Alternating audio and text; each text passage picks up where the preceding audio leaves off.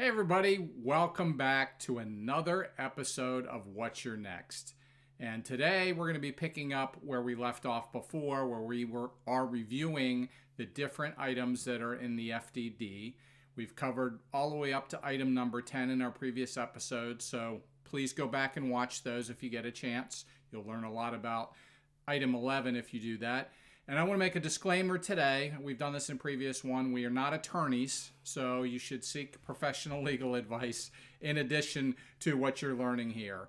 Today we're going to be covering item number 11. Welcome to What's Your Next? This is the go-to podcast for aspiring business owners who want to get to the next level, escape the rat race, and give their middle finger to the corporate 9-to-5. If you want financial freedom, work-life balance, and the business of your dreams, you're in the right place. Dave and Stacy Riska, husband-wife franchising duo, openly share their successes, failures, and lessons learned in franchising, business ownership, and working with your spouse.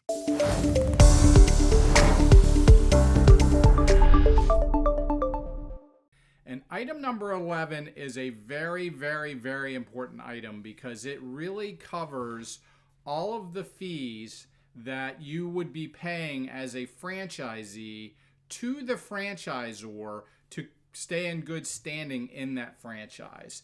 And these fees are basically broken up into about 5 different pieces that they're not one size fits all. Like some franchises may have these, some may not. So number 1 is the initial franchise fee, and we'll get into these in depth. Number 2 is royalties and advertising fees. Number 3 is training and support. Number 4 is territory, which is very important, obviously. And number 5 is other expenses. So Stacy, this is a big one, right? This is a big one. Item 11 is probably the most dense and comprehensive item in the FDD, but as Dave alluded to, there's so much information, valuable information, that you need to review to understand the numbers of what you're investing in. Okay, awesome. So let's talk about the different sections of this item. So we have sections of items here, and we'll just kind of go through these a little bit at a time and give maybe an overview of what these are, and then a little bit about maybe our experience with these. Number 1 is the initial franchise fee. And the initial franchise fee, it is really what you are paying to acquire that franchise in the very beginning. Yeah, and the rights to use the name, the logo, the brand. But this section will delineate what you're paying for, whether it's refundable or not, and under what kind of situations that may be. So just understand, almost every franchise has a franchise fee. Understand what it is, who it's paid to, and what you're getting for it. All right. Number 2 is royalties and advertising. And this was an interesting one in our franchise in the way that they charged us for this. It's a little different, but can you explain a little bit about what advertising fees and royalties are?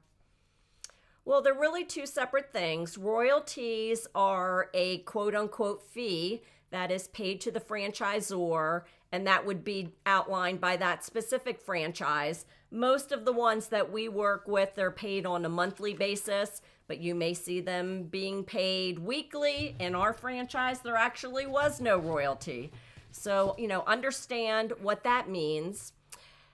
Regarding the advertising, you want to understand whether the franchisor is putting any money into advertising, what advertising, if anything, they're doing on your behalf as the franchisee.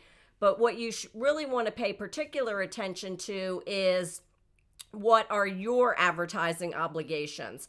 Some of the franchises we work with, they require a monthly fee be put into advertising. You'll want to understand if there's a co-op, and if so, what the dues are, how that money's paid, how the structure of it is. I know in some of the larger, more established franchises, there's both national regional and local types of marketing. All right. So there's a lot to digest there. Absolutely. And the next one is an absolutely huge one in that, particularly nowadays, we're seeing these be a lot bigger part of the offerings of some of the franchisors we work with, and that's training and support. And the most important thing is that you make sure, number one, they do have training and you do know what their support is like. But in here, we're talking about what they charge for these. So Stacy, can you talk about some of the training and support fees that we see sometimes when we're working with franchisors? Yeah, one thing that we haven't alluded to that's going to be included in item 11 is both pre and post-opening obligations. So the franchise, for example, may have some pre-opening training requirements, and that may mean maybe you need to do training online, or maybe you need to go to their headquarters for training. Well, that's going to be delineated in that subsection. It's going to tell you who's responsible for paying. Do you have to pay your travel, your stay? Is there a training fee itself? Then once you're opened up, are there any additional ongoing training? For example, in our franchise, one of the items that would be included in there would be there was an annual conference or convention for franchisees, and it's mandatory that you pay. It's up to you whether you attend, but you're going to be charged whether you attend or not. So that's the type of item that would be delineated under training. All right, and the next one is really large, and that is territory. What is the geographic area that you are essentially being assigned by the franchisor, right? And that is spelled out in this particular item specifically, meaning that if you're assigned a region for you to operate your business, then that is the region that you're entitled to do business in and you are acquiring. Do you have anything you want to add to that one? Well, item 12 is specifically for territory. So related to item 11 is more of the monetary kinds of things. So you're going to want to look at computers, equipment, the things that you're going to need to own, to operate your business. And you need to understand what those financial obligations are, who you're paying the money to. Is the franchisor? Sometimes they'll have a leasing company set up for vehicles. What about computers? So for example, in our franchise, we had a store at Dulles Airport and we had to have a whole POS system. But because most of the franchisees in our system weren't yet in brick and mortar, they allowed us to choose our own computer systems. Some more established franchises, they may have very specific equipment that you must buy and what the costs of those are. So that's kind of the items that are going to go more in depth than item. And that was actually the fifth one, which is kind of other expenses that are ongoing that the franchisor may provide to the franchisees, such as if you need equipment and things like that.